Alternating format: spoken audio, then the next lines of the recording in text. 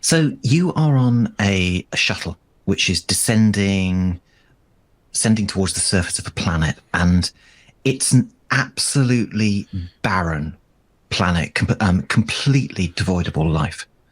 So all you can see below is rock, and above you can see the Exchange, which is this vast transport ship hanging in space. It's the ship you've come down from, and you can also see in the sky the Glitch. So the Glitch is this golden scar in space, this sort of weird astronomical object. It's you're really close to it now. It's filling about half the sky.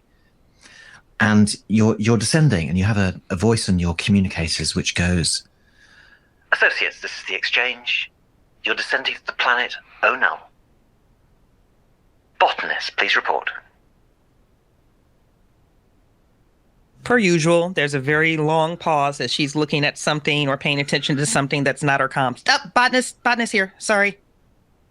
Botanist, is there a lag on your microphone? No, I think the lag is just me. My apologies. I'm here. I'm present. Materials scientist, please report. Is that me? I'm a systems engineer. Oh shit, sorry. It's okay. Sorry, Cupp. Systems engineer, please report. Systems engineer Marius here. Historian, please report. Historian here. And astronomer, please report. Astronomer checking in. Associates, this is the planet Onal. It's about to be consumed by the Glitch. Your mission is to evacuate it. Now, the inhabitants have been told to evacuate this planet. You'll find they're packed and ready to go. They're ready to go tomorrow, and you'll find them in the house nearby. I'm going to leave you to prepare. Thank you, Associates. And the shuttle touches down on the planet's surface. And what we're going to do, Ross and Nic especially, because you haven't done this, we're going to flash back, and we're just going to make your characters by just telling a bit of their stories. And so we're just sort of going to flash back to this planet. It's called Carly. It's this forested planet.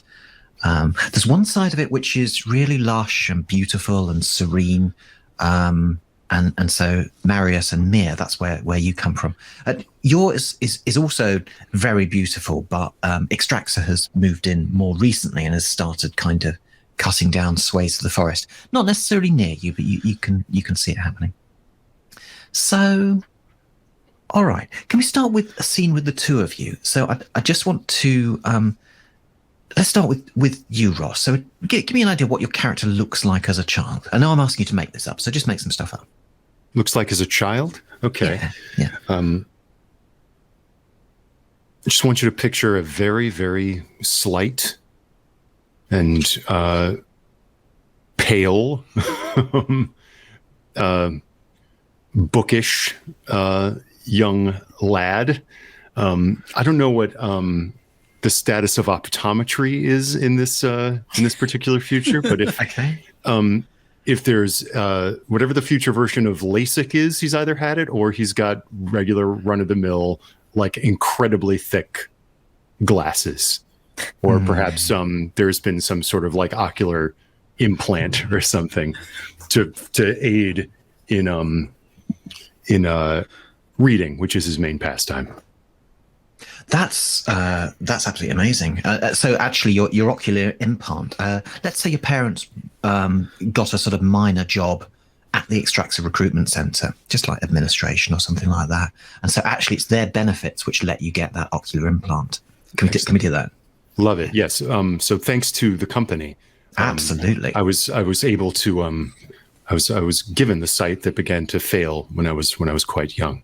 And maybe that the implant manifests in just sort of an odd sort of opalescent hue in the eye, like in the right light. There's like a metallic sheen to them. Yeah, that's really nice. Can I roll change? Sorry. And also, I should explain. Your characters are all human. Just before we go on, just in case you're going to be like a tentacled monster, because then I'd have to go. No, you aren't, and it's so yeah. And so Nic, your characters know each other. So can we have a quick description of your astronomer as a child? Sure. I think that she's also slight, but not in kind of like a lean athletic way, mostly like kind of like in an underfed way. Not fully malnourished, but just kind of gangly, I guess might be the best way to describe her. And I think that she has just like mousy brown hair. It's probably pretty long. She keeps it tied back because maybe she doesn't cut it that often. And I think that she's a little bit like not dirty, but she likes to spend time kind of like working with things like working with her hands a little bit, and then also just daydreaming and ambiently ideating on like what the universe holds. That's really nice, actually. So undernourished. Should we have your parents do not work for Extractor, I think. I was actually okay, especially if we're living if Ross and I are from that area that's a little more overworked. I was thinking that maybe like almost the opposite, where her entire family works for Extractor. Like she's almost like a legacy hire. And maybe even like she's lost many family members in random industrial accidents or something. Yeah. Extractor have come to the planet relatively recently, but yeah, there's been a couple of accidents, but you know, the company have explained, and your parents have reassured you that they shouldn't make too much of a fuss about it. So yeah. Because they're good jobs, right? They don't want to lose them by just complaining about the injuries they've got. So, yeah, Nic, let's have your character coming up to Ross's character. And Ross, you're going to be reading, and Nic, can we start with your character saying, "What are you reading?" And we're just going to play out a little short scene just to introduce you, and then we'll stop it. Hey, what are you reading? Oh, excuse me. I was just reading some of the company's material on the indigenous folklore of some of the more recently developed planets. Folklore. Oh, you mean like fairy tales and such? I suppose that would be one way of putting it. I'm reading here that according to Extraxa historians, the local population of the planet Vajra believed that the sun was a grinding bowl, like a mortar and pestle, and that the flour from the mill was the light of the sun, nourishing the whole planet. Oh my goodness! Well, who's doing the grinding? Well, I guess they did when they were alive. This is what the Extraxa historians have gleaned from the artifacts that they found. Oh my goodness! I mean, but that does make a kind of sense, doesn't it? Because the suns are generative. They are nourishing us in more ways than one. I think so too. I think there's a primordial wisdom locked in some of these old folk tales that comes to its full fruition when a scientist has a look at it. It's sort of a poetic or maybe an ecstatic way of expressing a hard scientific fact. Oh, I do love that. Okay, what's another one? Tell you what.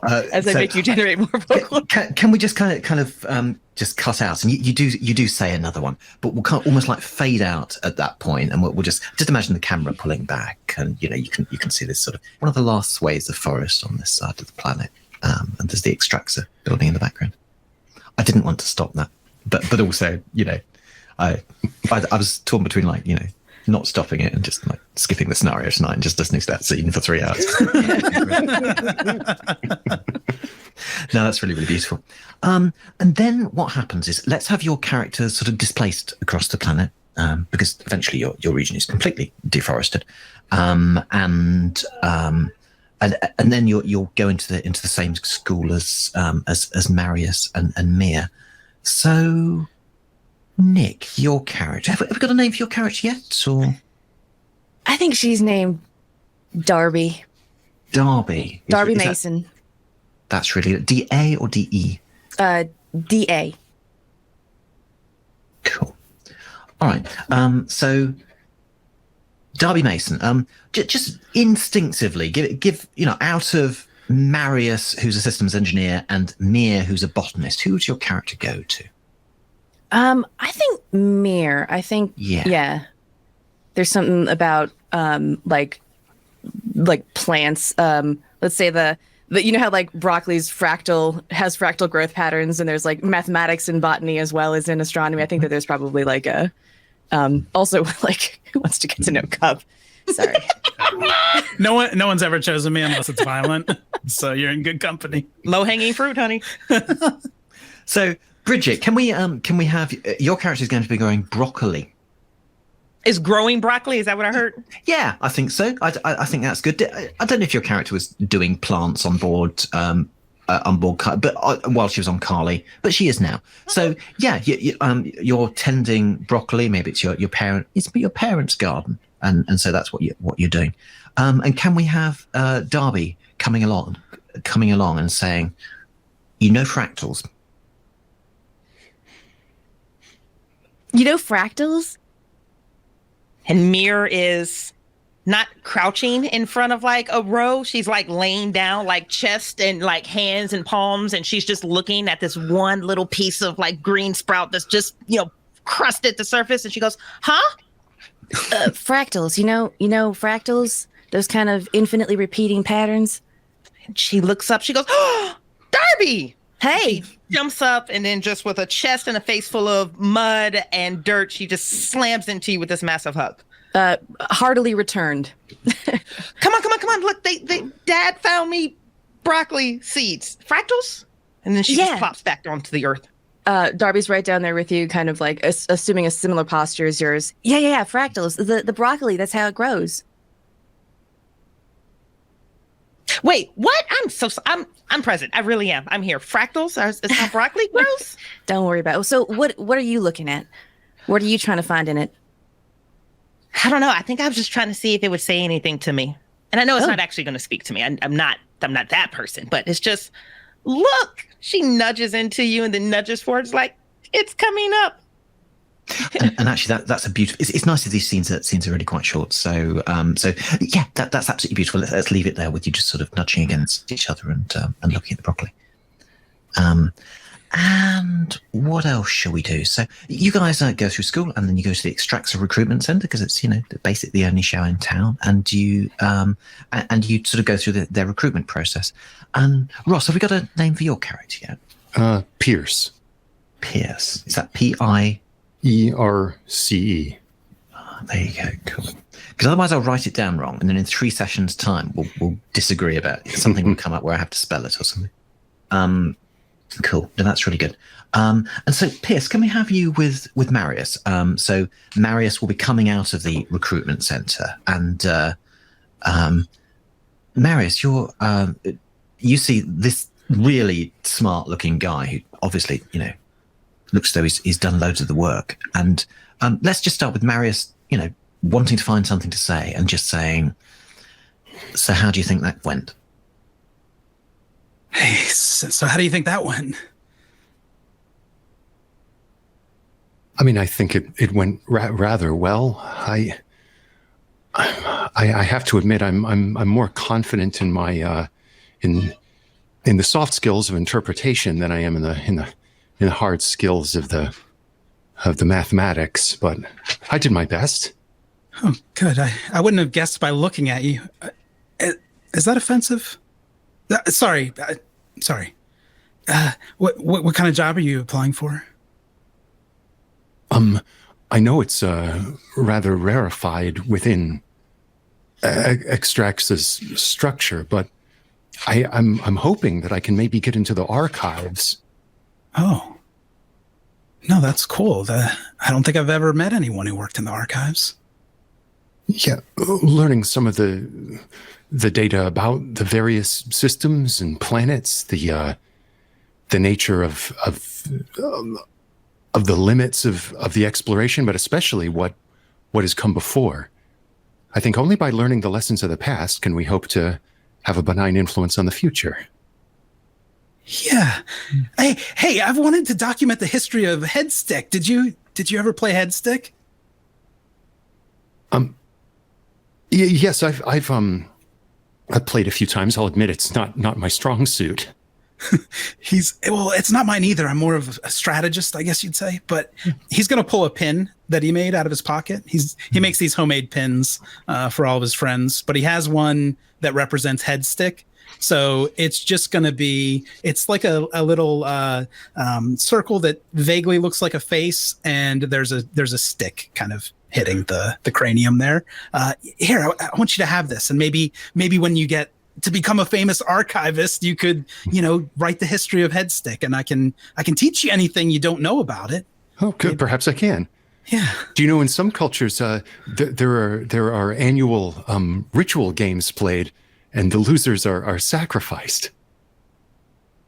Yeah, we didn't really do that. But then he has, yeah, okay, I'll leave it on there, the other hand, the victors are revered for a whole cycle as gods. That's and let's leave that there. So yeah, and so what happens is you get notified by your result about your results. Get notified very quickly, actually, because what they're doing is just sort of cross-referencing your school records and your bank records and things like that, and using various algorithms to predict who will be a good hire. And you get hired, and you immediately get on board this transport ship, the Exchange, which takes off and recedes into the far reaches of the galaxy, leaving Carly, this beautiful forest planet, behind you. And then we'll take things forward. So Marius and Mia, you've been on various assignments before. Pierce, not so much you. You've been in the archives, although you're about to go on your first assignment. Darby, you've been looking at various of the instruments, but again, you're now suited up and going to go on your first assignment, which is very exciting. And then the night before your assignment, every night you go to sleep in these little pods. And there's these sort of psychological assessments, which, just really trying to judge your personality, and which are in no way threatening. I just want to emphasize that, and which Cupp and Bridgett love this section of the game. And so just before you go to sleep, you get these questions, which sometimes get a bit weird. You also know that it's monitoring your life sign. So like, even if you lied to it, it would know what the correct answer was. And so let's do Darby. So Darby, just on the verge of sleep, you get this question in your ear, which is, what would your perfect day be like? I think it would be a day spent with my daddy, just talking about what could be. Talking about something else other than just all the shit that life keeps throwing at us. And then Pierce, on the verge of sleep, the question that you get is, if you had to do the same thing every day, what would you do? If I was forced to do the same thing every day, I can imagine that I would be in an enormous library, able to read as my inclination led me. Thank you, Pierce. And Marius, on the verge of sleep, the question that you get is, what would you do if you never had to work again? I think Marius is going to pause and kind of at the surprise that it's not a weird question this time, and he's going to say, I don't know, maybe I'd find somewhere that I can hike the mountains and make home cooked meals and bring them to Mir. Is Mir working? And then he realizes he's talking to Extraxa and stops. Mm-hmm.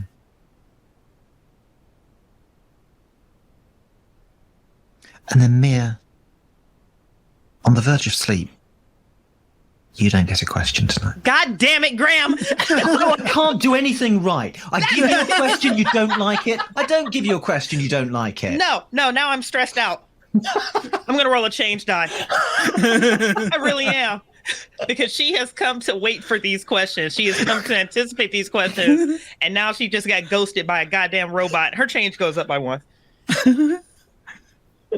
She's gonna have to ask. You know, she's gonna have to ask. She's gonna have to tap on the side of that pod, see if she can get its attention. Just a. Oh, it doesn't say anything if you're just tapping. Really? Are you not going to ask me something tonight? You ask me something every night. Hello, Mir. Can I help you? Almost like a spiteful lover, she's just going to grab her blanket and roll her back towards the intercom and then put the pillow over her face because she's not going to be gaslit by a robot today. Good night, Mir. I hate you.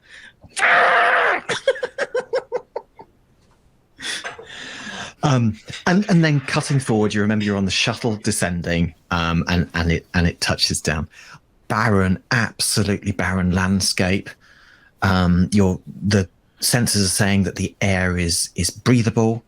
You have Ross and Nic, I should explain. You have sort of lightweight suits and communicators and things that you can sort of walk about a planet in. Although it doesn't look as though you need them in.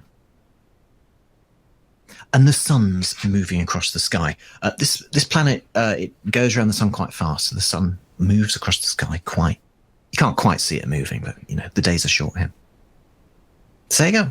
Do what you want. You're on a planet. Do we see the house, Graham? Yes, there's a house. All right.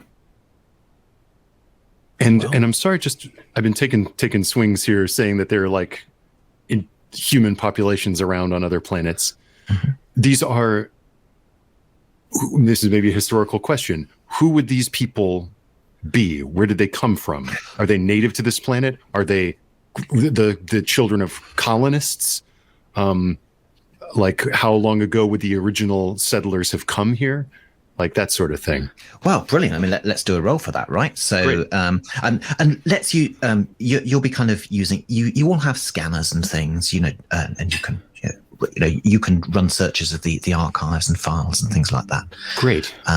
So right, Ross. So you'll give me 1 die if if this is something an employee could basically do, and it is. Give me 1 die if your specialism is involved, and it is. And you can add your changed die to the roll if you're kind of pushing yourself. That's up to you. I think I'll start with just the 2. Yeah. And I got a 5 and a 1. Great. So a 5 is a 5 means you kind of find out everything and maybe just a little bit more.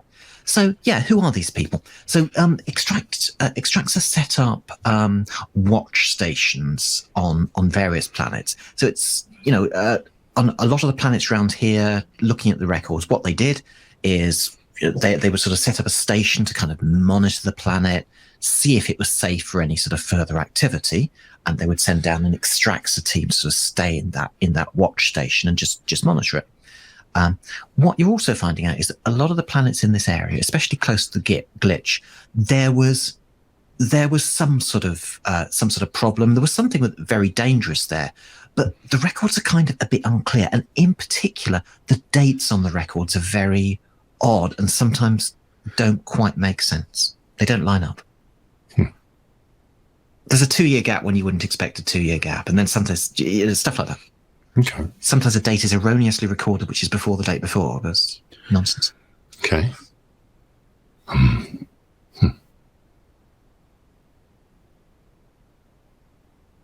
Right. Well, I think the people on Onal here have been observing the phenomena of this planet for quite a long time. And based upon the records that I've seen, I'd be very curious to hear it from their own mouths, hear from a primary source, as it were, seeing as the records are a little more disorderly than I'm used to for Extraxis standards. What do you mean by disorderly? Just that some of the dating is rather odd, and there seems to be either a 2-year-long gap. I don't want to say redaction, but They seem to go dark for quite a long time, which, if their job was to observe and report, hardly makes sense. Well, maybe we should head on over to this house and get that first-hand account for you. Yes, indeed. About how far are we from the house? It's a 15, 20 minutes walk. That's not bad. And how many people are we here? Does anyone know? How many people are we here to get? You weren't told. You weren't told. They'd been told they would evacuate tomorrow, but you weren't told how many. But they're all in that one house? That's what it said. So, okay. I think at some point Mira is going to like unbuckle herself, stand up, and then she's just going to drape, almost like plopping herself over the back of Darby. And she's going to say, Miss Mason, because Extraxa didn't tell us this, how long do you think we have before this planet is actually consumed by the glitch? I think I'm going to need to roll for that. So I don't just want to make that up. And I'm assuming that this would count as like something that an astronomer, that I can use my specialty die for this? Yeah. Fab. One die employee die, one specialty die, change die if you want to. Oh, based on the advice in the chat, I'm going to back off that change die for just a minute. So it's 2 5s. Oh, they're fun. They're fun. They're fun. around. They're just, yeah, they fuck hard though. 2 5s. 2 5s. Excellent. When will it be consumed by the glitch? Oh, wow, that's really interesting. Why has this planet not been consumed by the glitch already? This makes no sense. If you look at sort of the gravitational orbits, and you know, it kind of is all wrong. I mean, the glitch should have expanded to consume this planet by now. I mean, if you had to make a rough guess, 4 or 5 days, right? Just judging the distance, but this is wrong. The gravity is wrong here. The orbit around the sun is not an orbit. That something sort of wrong with reality here. Well, from what I can gauge, I would say maybe we got 4 or 5 days, but honestly, it's just kind of weird that it's even still here, that it hasn't happened already. I kind of think maybe we should just hustle, take advantage of the time that we have. Okay. That sounds true. Now, change rolls. So if you're feeling, something weird or freaky has, something sort of freak your character out, even just a little, then change roll. Oh, so yeah, okay. So even if it's like a little unsettling, change roll is still, yeah, okay. So. We're deeply unsettling is a good thing. So roll your changed die, and if you get more than your current change score, which is 1, then it goes up. Okay, well, it definitely did go up, and if I roll a 6 on that, is there anything extra that happens? Actually, no. Great. But well done for getting freaked out about 6s. That's excellent. That's good practice. It is. Pierce, is that unsettling? Just records that really, really don't look right. Yeah, and especially like what you mentioned, that there was something dangerous here. But it's totally unspecified, and maybe in the records there is just like date redactions, distress for the redaction. It's like, what is happening? So yeah, I think that warrants just one roll. Yeah, these records are wrong, Pierce. You've seen records before. Like, you spend your life with record. Yeah, and yes, that absolutely goes up. So yes. Graham, can I try to open comms with the people in the house before we enter to see if we can tell them we're coming? Yes, they won't respond, basically. Okay. Yeah, they might have a incompatible system or something. That's fine. Does sound like we need to hustle, though. Yes. And based upon what I've seen, just to warn everyone, there may have been some trouble here. I would assume that whoever's in that house would be wishing to depart in all haste. So everyone's people skills, I imagine, will come in pretty handy. We may have to de-escalate some nervous tension. Oh, good thing we have those in abundance. I'm going to just transplant this scene, actually. So let's say all this talk has been happening. As you've been getting out, you are now standing on the this bare rocky surface. It really is just rock, no life around at all. And this mansion is up on the hill. And what you just described it as a mansion. Now that I'm looking at it, what does it look like? Looks like a mansion. Like a on Earth human mansion? Like a pretty a Victorian widow's walk mansion? Well, I mean, pretty much, yeah. I mean, well, imagine how manor houses were built all over England, and then similar things were built in the States. So yeah, Extraxa has built this luxurious-looking mansion, much as you build a conference centre that looks a bit like, it's that kind of thing. Uh-huh. Yeah. So a very ornate building just in the center of this like totally blasted expanse of nothing. Oh yeah. What is this? Is this a common Extraxa design scheme for this sort of outpost? How much do you know about Extraxa design schemes? It's a bit weird. If you find it weird, it's weird. Yeah. May I roll? Sure. Because that seems like it actually is in the purview of archival knowledge. But I rolled 2 2s, so I don't. So you keep it together. Yeah. Great. Yeah. All right. Well. Rocky ground, mansion. What are you going to do? Great. As barren as everything is, they seem to have some measure of luxury. You think they do that to make them more comfortable? Perhaps. Just seems so weird. Just standing out here, you face one way, you're looking at this pretty house, you face the other way, and there's just nothing. Very strange. Let's go check it out. Yes.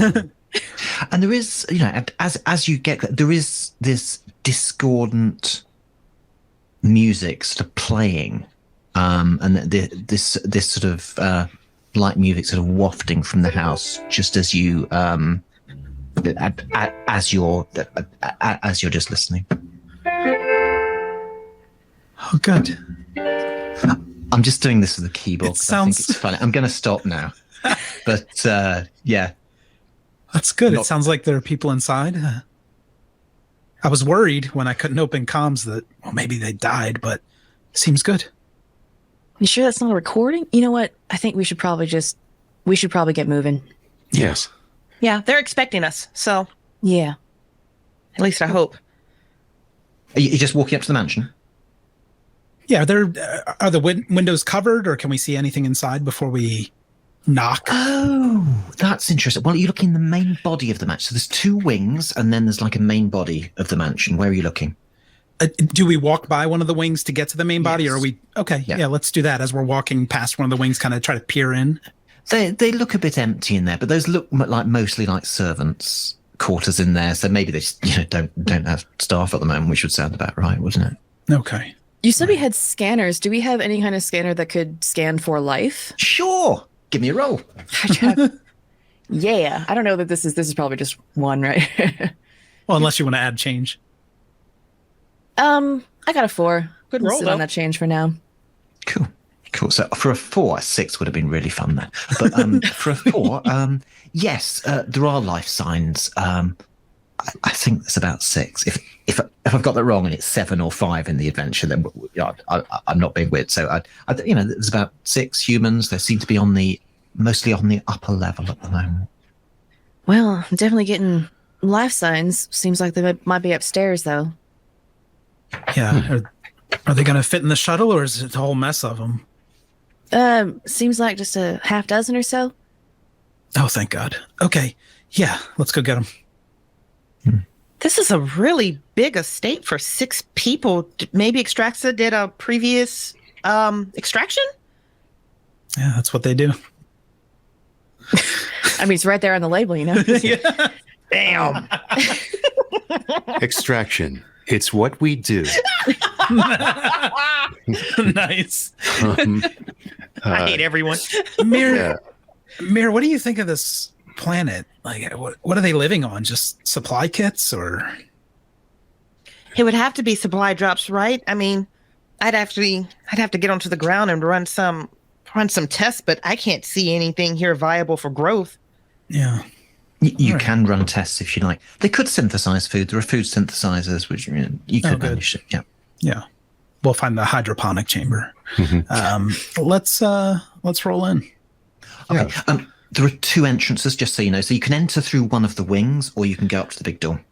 Should I be looking at the map because I have neglected that to this point? Yeah. Let's use the map. I'm very proud of the map. So, What do you think? Should we go official main entrance? Any reason not to? I mean, we're not creeping around here, are we? No. Let's just go up and knock. Or ring the doorbell. As there might be on a... There is a doorbell. You can ring a doorbell if you like. Darby's going to go up and hit that doorbell. Excellent. And so after a moment, so some footsteps come downstairs. Let's imagine that, you still have your scanner on, so you can actually see one of the life forms coming downstairs. And a gentleman opens the door, and he looks like a butler, basically. And he goes, yes. Well, hi. We're the evacuation team from Extraxa. Oh, yes. Miss Darby. Yeah. I'm sorry, you have me at a disadvantage. I don't know your name. I'm the butler here, Magworth. Yes, you should come in. Would you, if you wouldn't mind, just going around one of the wings, and if you come in through that way. Oh, of course. Thank you. Preference for which wing? Just the tradesman's entrance is down there. All right. We'll see you in a minute. And halfway through that sentence, he just goes, "Thank you," and then starts it. Okay. Can Mir get her hand on that door before it's shut? Yes, absolutely. Yeah, listen. Mir has a low tolerance for that level of bullshit. You're not gonna send me to the servants' quarters. What is happening today? I'm sorry. Was it Mackworth was the name? And she's slowly trying to push that door back open. Actually, can we roll to see whether you can drop the door? Because it's funny if you don't. So God knows what I'd do with a 6 on this, but yeah, give me a roll. You push the door open so hard. I'm rolling against you. Oh, Jesus. What's that? I can't actually see any dice. Oh, well, yeah. Merry Christmas, Graham. This is 2 6s. Mm-hmm. Oh. She risked her change on this one and hit 2 6s. Merry Christmas, babe. You tear a hole in space-time. Okay. Yeah, no, that's interesting. That's what she gets for trying to defend her boundaries. So just, you're asking that question about where are all those people. Just as you put your hand on the door, you realize where all the people are, right? They're dead. Extraxa was sent a team here, and they've died. And yeah, you get your hand on the door. Okay, give me a second while I make this quick change roll. Sure. Which she's going to go up by 1. I think she staggers there for a moment as that realization dawns on her a little bit faster and a little bit more abrupt than she would have preferred. Sorry, the Mackworth, was it? Why exactly do we need to go through a door other than this one? Well, this is the door the lady uses, and she asked that you go through the entrance through the wings, and you'll find your rooms down there as well. You may just want to drop your bags off as you come past. Oh, we're not planning on staying. You must misunderstand. We're here to extract you. Oh yes, but evacuation is tomorrow, and we're all ready. And he opens the doors just a little, and he sort of gestures, and there are sort of crates and things, not fully packed, but they're And he goes, "So you'll stay the night, and then we go tomorrow." Is there any reason why we wouldn't leave today? Right now, if you're all ready and everybody's ready to go. We're not fully packed yet, and he looks upstairs where the music is coming from, and he goes, the lady is having one last drink. Who's the lady? I'm sorry. Miss Magworth? Clarissa. Right. And is Miss Clarissa with Extraxa? And he pauses a bit but goes, yes. Why don't you come inside? And again, he gestures the tradesman's entrance, and and then I'm sure she'll be delighted to discuss it with you. I do shoot a look to Pierce when he says yes, because I feel like Pierce might know who Miss Clarissa is, and I don't. Yeah, sure. I'll see if that name is. I mean, it seems like I might have even had a manifest of the personnel of this outpost in my archival searching. Give me a quick roll. Yeah. Here we go. Just briefly tilting my scanner. I roll a 2 and a 5. 2 and a 5. Yeah. So Clarissa was one of the scientists on this outpost. Now, I mean, in the logs you've been reading, right? It seemed that their role moved from. So what you'll find. I mean, so Clarissa was one of the scientists on the outpost. There was a husband as well. There are other scientists. I'll introduce you to them if you run across them. They did find something dangerous here. And they eradicated it, basically. And so actually over time their role has evolved from being scientists monitoring to actually just being here and living here. So if you read through the logs, they sort of seem to morph from being scientists to we're just keeping watch now and we're living here. Okay. Does that make sense? Yeah. There is someone on the manifest, one of the scientific observers of this mission, who went by that name. Okay. The records do say that their duties altered over time after encountering the rather undefined danger that I spoke of. That it seems as though they've mostly just been keeping house. Well, that does make me feel better. At least we know who's in there. I suppose, but this I mean, I've read about this sort of thing. They used to do these sorts of historical reenactments. Oh no. They're not going to want to leave. They don't really have much choice. I mean, first of all, companies said that they have to, and second of all, one way or another, they will not be here in short order. That's true. Yeah. I'm sorry. I'm just like, I think my head is just swimming with like the strangeness of this, like, of this like, very 19th century place here. And this barren rock planet. So is there any sign that I've seen of Extraxa setting up like a 1900s house or 1890s house in any other outpost or anything? Or they? Yeah. It's not unknown actually. So they will build things in a style they think is sort of nice and grand. And so they they seem to have settled on like weird 19th century mansions. So they do that. And yeah, it's also not unknown to have like have a watch station sort of develop from being like active scientific monitoring to we have a situation we're just keeping watch now. Okay. They keep a few people on the planet to like just monitor the situation in a light way. Not unknown. Very well. As odd as it may seem, it's not out of the ordinary for these outposts to be devised in a rather grandiose architectural style, but I don't think I've ever seen anyone taking their commitment to the style as seriously as Mr. Magwith seems to be. Is Magwith still there as you're talking? Would you let him shut the door or not? Mir would, if she had the hand on the door, just with the revelation that she just had. I think that bumped her a bit. Fine. So she'd probably step away. He's shut the door. Meanwhile, while you're talking, we could walk and talk to the train. Yeah. I think this is conversation we're having around to the entrance we've been directed to. Great. Hey, Pierce, can you look up something for me? It's a rather weird request, and she's going to throw one of those looks over towards Marius. Yes.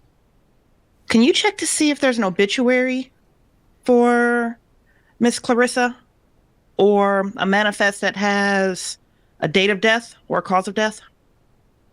Mary, you thinking that this is somebody assuming her identity? And she looks at you and she gives you like just a very brief, heartbroken face that she just very quickly reins in. No, it's just. I would be more concerned about this Clarissa's husband, because the manifest clearly said that she was married, but we just heard that gentleman refer to her as Miss Clarissa, which carries certain implications. Pierce, can you look, please, just for me? As you wish. There's no. I won't actually make you roll for that. There is no obituary for either of them. No. And no obituaries for any members of the outpost. There, lots of people died here. Yeah. Okay.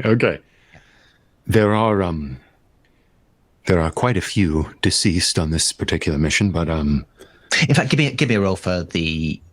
Yeah, give me a roll. Yeah. All right. Here we go. Roll 2 dice using a specialism. Change if you want. Double fives. Wow. Fives. Yeah. Yeah, lots of people died. Lots of obituaries. So lots of kind of junior scientists and things like that. Clarissa and her husband, called Maximilian, they were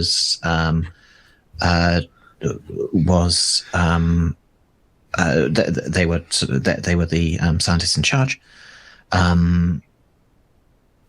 This place was ravaged by plants in some way. There were all kinds of plants, in some way, just it killed a lot of people here.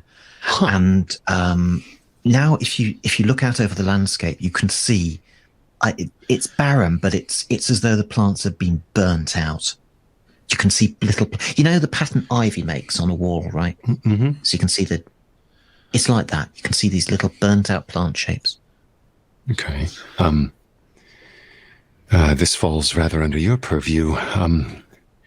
To speak more detailed about what the archives have shown me, no. Clarissa being the head scientist, as well as her husband, many of the junior scientific staff died over the course of this mission. And it seems, though I can't go into great detail, thanks to the lack of clarity in these records and the strangeness of the dates, it was plants and some manner of botanical danger that seems to have caused the death of so many of this research team. I believe that. Yeah. So you may take an interest. It's unclear how the plants died. It's kind of glossed, how the plants killed people. It's glossed over, but there's something about sucking, and it seems, and tendrils, and it sounds very unpleasant. Yes. I'm not a botanist, but it seems that there might be some sort of parasitic plant life on this planet. Although it seems that the team here has done their utmost to eradicate it with controlled burning. Right, walking down a long white corridor with your, and there are rooms with your names on them. You can leave bags and things in if you want. They're nice rooms. I mean, rooms have been set out for you. They're kind of basic, but they're nice. Bridgett, I told you this is a nice scenario where you get to have a nice night's sleep. The hilarious thing, Graham, not to interrupt, but I swear while you were talking, I was thinking to myself, like, I have trust issues with Graham. It doesn't make anything that comes out of his mouth. I just don't believe any of it. I'm constantly in a state of suspense and fear with you, Graham. This is great if it's a GM thing. Like, it is. I also want to make clear that just for what we're seeing, that anytime I'm referring to scanners or anything, that's the eye implants, and you're seeing little tracers of light play over the eyes as I'm reading the stuff that's being brought up. Oh my God. Augmented reality style in my field of vision. I love it. Oh, that's so going to get messed with at some point. Wow. That's amazing. Oh, actually, I need to augmented eye. I'm going to run. That is really dope. It's amazing. Love it. Walking down a long white corridor, there is on the upper floor, there is this sort of discordant music coming from the main body of the house. There's, with the glitch encroaching and the possibility of parasitic plants. I mean, you were talking, Pierce, about wanting to get first-hand accounts. If everyone else is dead, I feel like we got to prioritize getting these folks back someplace safe so they can tell their story. Maybe we can convince this Miss Clarissa to, get the lead out and finish packing so we can be on our way. Yeah, we could offer to help pack. We get the fuck out of here. Yeah, many hands make light work. Exactly. Well, let's drop our bags here, but maybe we won't need to stay. The music's strange. You drop the bag. There's music. Yes. It's kind of you to call it music. Say. Shade. Do you recognize the style, Pierce? Sorry, I'll stop. There were explorations in the far reaches of Discord in the early 20th century, 12-tone scales and what have you, but this sounds a little more like Kitten on the Keys. I agree. Well, maybe we can find the maybe we can find the artist and get their perspective. Yeah, let's go find her. And she's Yes. pushing at Marius's hips to yep, come on, you're up front, let's go. Mm-hmm. Yeah, so I think we have to walk through the main room, or is there a way to just so go direct upstairs? You walk through so I think you're on the bottom floor with your rooms, right? So you walk into the main hall. There is a staircase upwards. You will go up. I don't know if you've got the map up there, but you're going to go up into the morning room. If you're going up there, you don't have to. You can go other places, but you're going to go to the morning room. So that's where the music is coming from. Yeah. I think as they're walking, maybe up the stairs, Darby will take Mir's arm. Hey, Mir, you doing okay?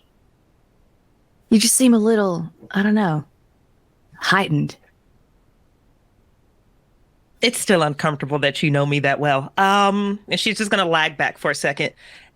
Darby, this is your first mission with Extraxa, right? Yeah, first time out in the field. Real excited about it. And you're doing great, by the way. I think you're doing absolutely amazing. Oh, thank you. That's real nice to hear. I love the company. They've done really. Oh my god, I can't believe this character's about to say this out loud. Fucking brain surgery. Ah, Bridgett can't even do it. Sorry. Sorry. It's a great company. They do well by us.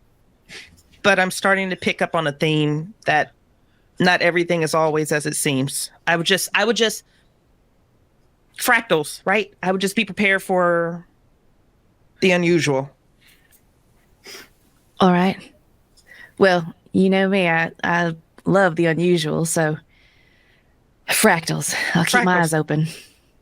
And then she'll do whatever hand gesture thing you guys made up or that we made up as a kid. Just like the affirmation, hey, I've got your back, you've got my back, hand clap or whatever it is that they do. Right, cool. Where are you going now? Morning room and music if you want to go that way, but you can go anywhere. Yeah. Well, I think if the stairs take us to the landing in front of the morning room, then it makes sense to peek in and see if someone's playing the music or if it is a recording like someone suggested. That sounds great. But I have, just so you know, I have some light flirting coming out, which is quite unusual for one of my scenarios. So Clarissa is a bit flirty in a not horrible way. I just want to check in. Is there anyone who doesn't want me to do that? Is there anyone who actually quite like a bit of that? It's fun. There's some fun stuff going on behind it. I just don't want to throw it at you if it's not going. Bring it on. Open to it. Slather it on. I'll be creepier than she is for sure. So Wow. Cool. What's kind of marching order here? Where are you? So Marius, you're looking through the morning room thing. What else is happening? I think I'd be close at his heels trying to, because I'm very curious about the music and to encounter this Clarissa character as well. Fantastic. Oh, let's do that. And as you look in, there is this sort of ornate gold wallpaper, slightly peeling. I mean, it's a really beautiful room. There are sofas, a little threadbare, but old and very, very beautiful. And there's a gramophone playing, which is producing the beautiful, well-played music. Almost as if like a really you can tell an expert pianist is playing this music, who's really good. It must have been the residents of the hallways that made it sound like that earlier. No, absolutely. It's all bullshit. I hate it. And Clarissa is standing there in a sort of floor-length gown. She has a sort of golden cocktail in her hand. There is also Magworth, the butler, is also there. He has a tray of cocktails, and there's a lady who Ross or Pierce, you will know as Sade, another of the scientists. She's sitting on the sofa, shaven-headed girl. So a shaven-headed woman wearing sort of work clothes, and Clarissa spreads her arms at both of you, all of you, and goes, "We have guests." I think after a polite knock, that's going to surprise Marius. So he's going to kind of shirk away from the open arms and say, "Yes, we're the extraction team. Nice to meet you. I'm Marius. My co-scientists, Mir, Darby, and Pierce. Come in. All of you, come in. How lovely to meet you." I'm slinking around the outskirts of the room. Poor Marius. And Bridgett, Magworth will give Mir a cocktail. Is it like a golden cocktail? Mir is going to politely decline. No, but thank you. Yeah, we're on the clock. We're actually here to work. I think they notified you that we'd be here to pick you up. Yes, if we can be of any service to you vis-a-vis packing up your operation here, then we can hopefully be right on schedule to lift you out of here in the morning, if not earlier. Darlings, we're packed. We're having one last night. We were here a long time. Please join us. And Darby, she beckons you towards her. Darby will approach. All right. And she will put an arm around Darby's shoulders and just sort of, fairly light hold, just dance to the music. I think that Darby's unsettled by this, but she's not going to resist. And I think that if unsettled is a trigger for a change die, then I will roll it. It's up to you. If it seems weird and it's freaking your character out, as you like. I think, you know what? Actually, I'm going to hold off because I think that there is something, especially when she hears that they're having one last night. There is something like her heart kind of softens a little bit, and she's like, she's not super understanding what's going on, but she senses another person kind of in some kind of distress, and so she'll just try to support as she can, which seems to be through dancing. So that's what we're doing now. Yeah, Pierce is looking around here and is kind of like, and knowing what he knows from the records, is like, these people went through a great deal of trauma together. They've been incredibly isolated, and this is the way they have chosen to cope. And I'm kind of drawn to Sade over in the corner. When you mentioned that she's wearing work attire, is she still in period work attire? Like, or is she dressed like us? Oh, that's interesting. It's not particularly period. It's what you would wear as a scientist for doing your work. Yeah. So, yeah. Okay, so I'm seeing here someone who's maybe not like living in what I would describe as the fiction that they're all playing at. And so I will walk over to Sade and just kind of make the same offer. Like, and if there's any help we can offer you preparing for your departure, we're only too happy to assist. She puts her hand on your wrist as if she's going to confide something to you. I lean in. Okay, and she goes, "Get out now." Oh. Excuse me. While you can, get out. Well, we're hoping... What? Why? And then she looks confused as though she's... Here it comes. No, she looks confused as though she's forgotten what she was going to say. It's Sade, isn't it? I from the manifest. We're all going to be getting out of here very shortly. Yes, tomorrow. Tomorrow we're packed and ready to go.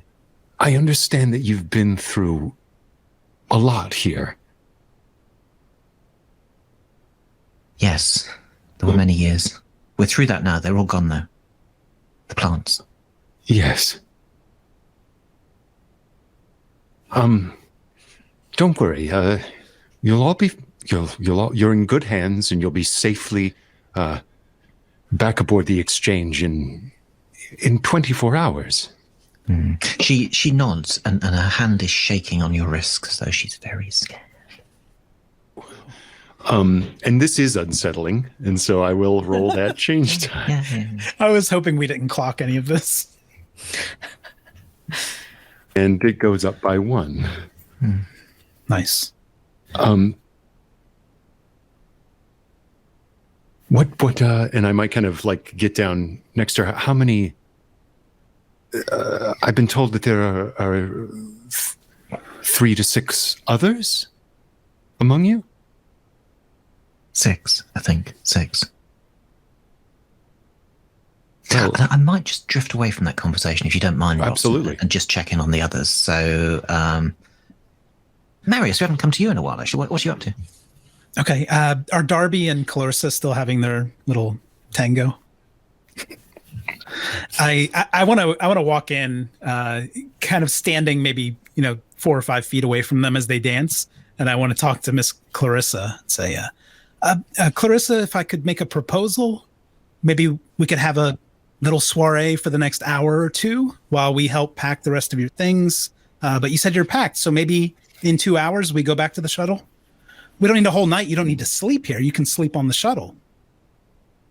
And I think this Magworth will come to your elbow and offer you a cocktail if you want one. Do you want one? Oh shit!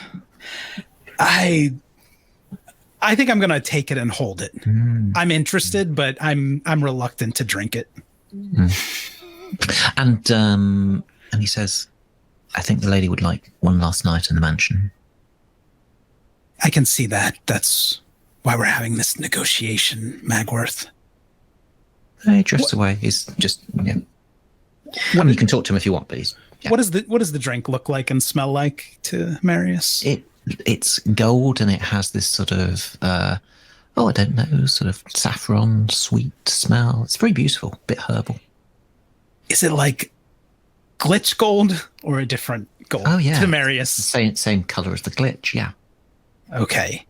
I think I'm going to walk to the corner of the room and try to set that down on a table temporarily. Sure. Yeah. Graham, would I know what happens as a planet is being consumed by the glitch? Sure. What? Yeah. Go on. Where are you going with that thought? Just by way of supporting Marius and trying to convince them that maybe there's a little bit more urgency than they experience. Just like something that might, the description of like the horrors that might be in front of them as a way of convincing Clarissa specifically. Yeah, interesting.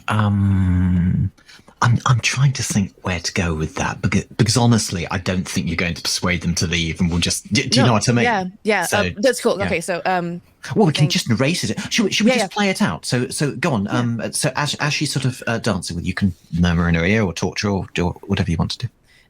Miss Clarissa, this house is so lovely. You clearly have put a lot of care and attention to it. Y'all have. I would hate to have to watch it get destroyed, and the glitch seems a bit unstable. Honestly, I'm surprised that it hasn't already overtaken this planet. So I wonder if maybe just, as Marius was saying, taking a moment just to appreciate what was here, and then just having that memory with you so that we could maybe get you all to safety. And she looks deep into your eyes and goes, we're taking a moment. This is it. We're appreciating it. Then maybe while you're doing that, the 4 of us can be loading your things onto the shuttle. If that's what you want to do. I think I'll throw a look over to Marius and kind of see where he's at. Yeah, I think if he's overhearing that, he's going to nod like, yes, we should be loading the shuttle, and he'll pipe in too and say, and if there's anyone who does want to go ahead and board the shuttle, we can make sure they're comfortable while they wait. Yeah, where are the others? I thought there were a few more of you. Sade at that point will go, Llewellyn is upstairs. And then for a moment they have trouble remembering who the other one is, and Magwood goes, Hedda. Hedda's downstairs. Great. And at that, so the sun by now is quite high in the sky. Remember, it moved, so you landed at sunrise. It moves very fast. It's now kind of midday, and Clarissa will go, dinner. And at that, she will take Marius. She'll take your arm if you're willing to give it to her. I am. I'm curious. She'll guide you out the door. At that, there's almost like, go on, Darby. You were going to say something.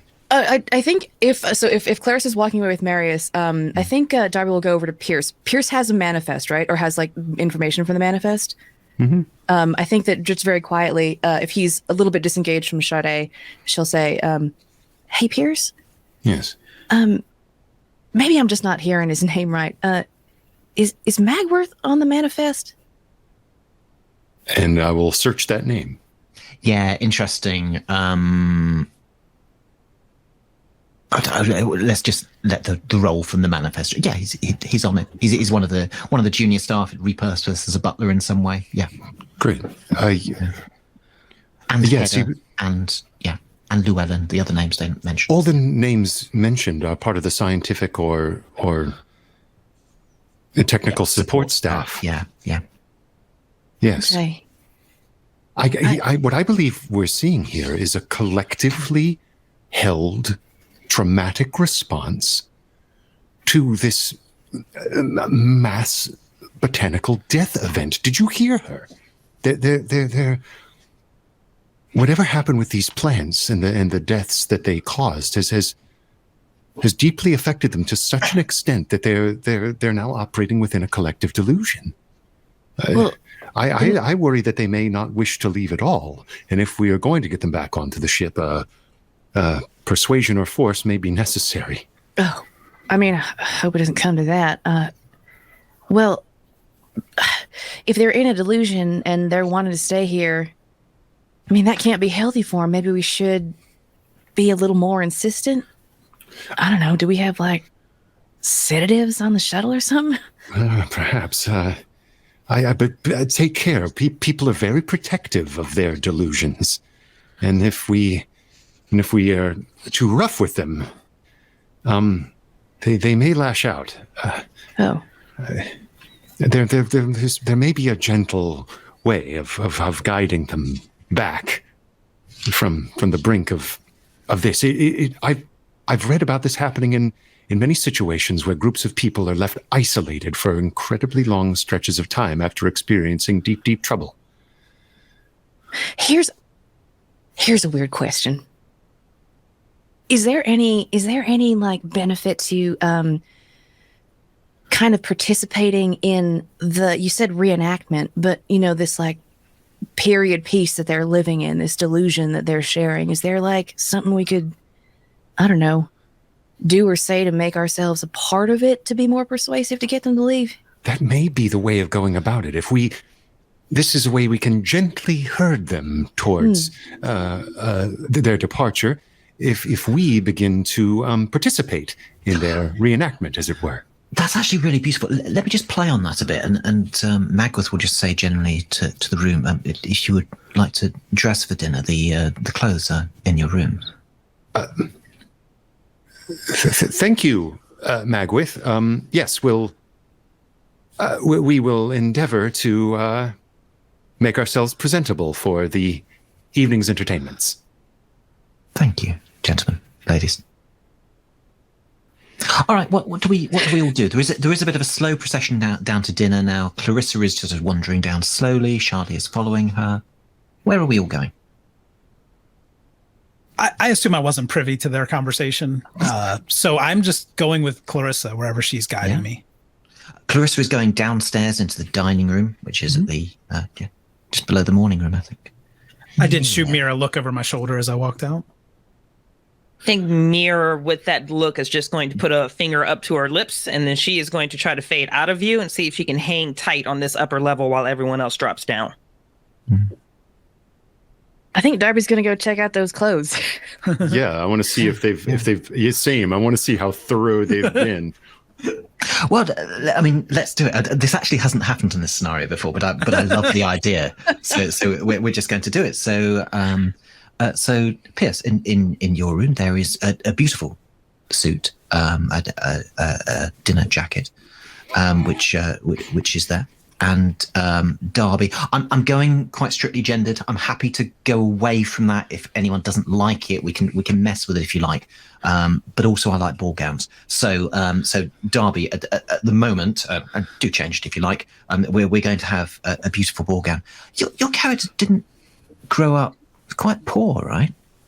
Yeah, I think, there's a paycheck to paycheck kind of situation that has happened through her entire life and is continuing to happen. So, yeah. What do you think about this beautiful house and these beautiful clothes? I think that there's something very foreign about it. But I think the dress specifically, like, I'm imagining there's some sort of like armoire or closet situation that she can open and just reveal this stunning gown that's just there. And I think that she kind of takes a moment. She's just like stunned at how pretty it is. And then, she is again, very like kind of like gawky. So she's like, okay, well, probably won't even fit. And she'll get into it. It fits perfectly. Amazing. I think that she's a little bit swept up in it. I think that some of the worry is kind of fading into the back of her mind a little bit. She does a few turns, and then I think she's gonna sweep out into the hallway and try to find someone to show off this pretty dress to. Pierce, how do you feel? I think like a lot of folks who are drawn to history, I think there's a part of him that feels like not a part of his own time, and feels more comfortable in books, and is constantly imagining what it would be like to be in the remote past. And so there's a part of him that really is enjoying the cosplay of like slipping the jacket on, and like you can see the light playing over his eyelid as he's like, how do you tie one of these ties? And his like two little like tutorial like YouTube video. And see buttons up, and maybe at the same moment that Darby sweeps out into the hall, he steps out into the hall looking very slick and put together. Oh, wow. Well, you clean up real nice. He's blushing furiously. Same to you. And a dinner gong rings at this point. Much though I hate to interrupt, but it's cool to interrupt that. So, yeah. He sort of like jokingly throws out a elbow as if he's going to like lead you to the dinner table. Yeah, Darby immediately takes it, and I think now she's also starting to blush a little. Mm-hmm. And away they go. See, Bridgett, this is the nice scenario. It's like, this is all sweet and lovely. Graham, I don't even like you saying my name right now. or indeed ever.